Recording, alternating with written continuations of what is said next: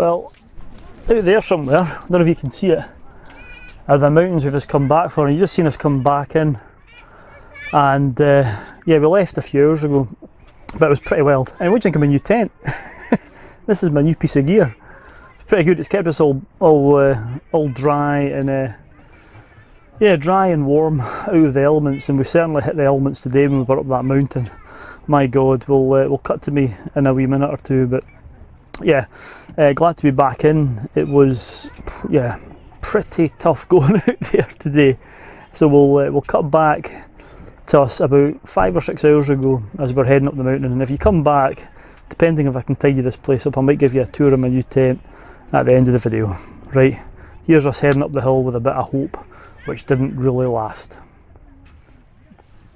So a few hours before myself and my son left the campsite and the beach and headed for the hills, and the clag was down, but we didn't have any signal here, so we hadn't seen an updated forecast for about 24 hours. And yeah, you never know, things can sometimes change. So we headed up thinking that the weather might improve and we might get high in the mountain for some lovely views in one of my favourite places in the whole of Scotland. Right, good morning folks. Well, what are we now? Oh, it's 11:06, still morning. And we're in the inside of a Scottish cloud. We're on the beautiful Isle of Skye. I think I've already done a bit to camera, which I'm actually filming later. But we gambled. The rest of the UK is basking in glorious sunshine, and we drove up yesterday. In fact, 2 days ago we were here. I'll put a bit of footage up of where we were. So we're actually in England. It's a school holiday, so we're down in England, and then we saw that there was high pressure moving in, and the campsite up here had some spaces, whereas the rest of them were all full. So we came up here and drove up in beautiful, beautiful sunshine, and as soon as we got to, I don't know, round about Glen Shiel, the cloud came in, and yeah, the west coast is kind of clagged in, so it's a bit disappointing, but it's lovely. Nonetheless, there's the beach down at the campsite is just fantastic. I've had a few walks along there, taking pictures, moody pictures of the black and the white sands. But anyway, we're going for a hike today, me and my son. I'm not sure if we're going to get to the top. We've got our helmets with us, so it shows you where we're going. We're going up to the Black Cooling, and we're kind of hoping that this clag clears, but I'm not feeling very optimistic. So yeah, enough talking, let's get walking.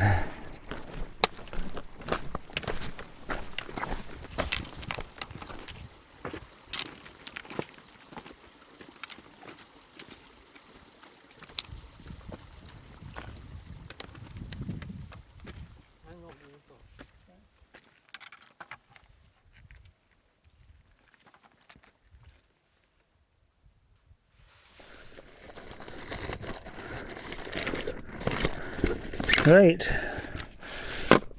so we stopped for a bite to eat here. It's yeah, as you can see, the weather's improved a lot. It's not raining, it's that just kind of heavy, misty drizzle that you get inside that cloud. But the path's really nice, so we'll see how far we go. You never know, it might improve, but we might get a signal the higher up we get as well. There's no signal down there, so we've not been able to check the forecast since yesterday, so you never know, it might have changed. And we might get bright blue skies in half an hour, who knows.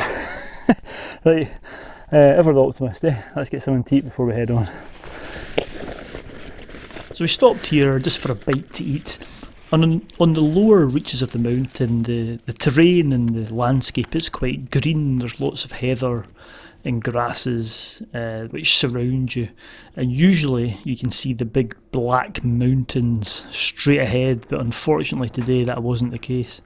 And as you get higher up the hill, the vegetation starts to decrease and the rocks become more and more prominent, as you can see here. Anyway, that mizzle was soon turning into more of a fine, or shall I say heavy rain, as we plodded up the hillside, and the weather was just getting worse and worse.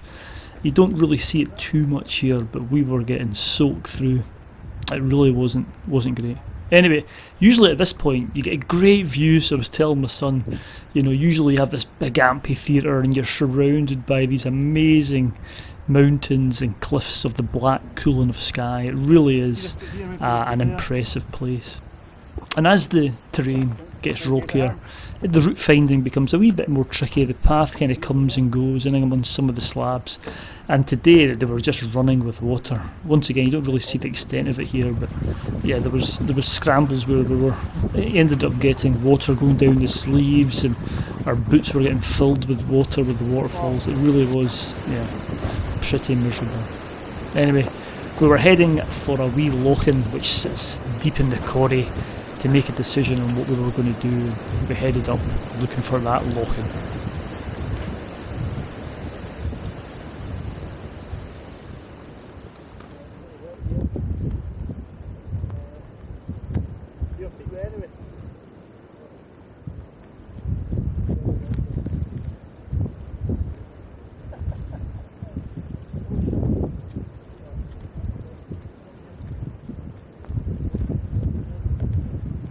All that water which was running straight off the Rocky Mountains was pooling in the bottom, and in any areas where there was vegetation we had to be pretty careful. It was very, very boggy, and the pools were certainly deep, so we inched our way slowly towards the lochen, and eventually it appeared out of the mist. Although I don't know if you can actually see it here, but the lochen is down there somewhere. Usually it's a lovely, lovely spot to sit and sunbathe and take in the grandeur of the mountains, and not today though, and I was really, really disappointed. More for my son, to be honest with you, because I really wanted him to see these great mountains, the best in the UK if you ask me, but as you can see from here we could hardly see the hand in front of our face. Really disappointed, but let's just hope he's not being put off. Well, we've made it to the lochen. It's just behind us. I don't know, we can probably see about 20 metres. It was a real shame. I was hoping my son would be able to see some of the grandeur of the cooling, but you know what, it's absolutely miserable.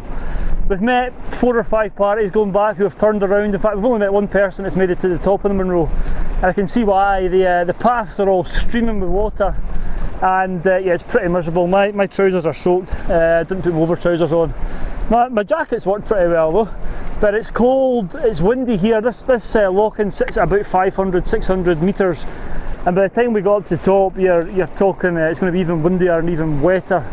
It doesn't look like it's going to go up, so we're just going to stop here. We're going to, you know what, we're just going to make the decision. We're going to head back down. We're going to call it. There's no point going any further. It's pretty dreich, pretty serious country as well in this sort of weather. The last time I was up here, it was beautiful. There was folk sunbathing, tourists all over the place. A lot of tourists didn't make it as far as we did today, because the path is well, it looks like a stream, to be honest with you. But yeah, I'll put some footage up now of the last time I was here just to show you what it's like. But yeah, it's time for us to turn around and head back to the camper and yeah, get heated up and have something to eat down there. Maybe a cup of tea and a cup of coffee. This is just wild. Yeah, let's go. So the decision was made, as you can see from some of that old footage. The top of the mountain is a serious place and not a place to be in wet, windy weather. And yeah, we headed back down and the rain just continued. It was pretty dreich, it was pretty grim. A gnarly day, shall we say. The gnarl had got to us, I think. And we were certainly glad when we dropped down and dropped some altitude, and it started to get a wee bit warmer. And eventually we made it just below the cloud line and saw the beach and the campsite, and yeah, the tent and the camper. We were super glad to get back. I'm just hoping that this trip hasn't put off the wee lad from hill walking, although I'm sure we'll be back in better conditions. Until the next time, stay safe out there, and I'll see you on the next adventure.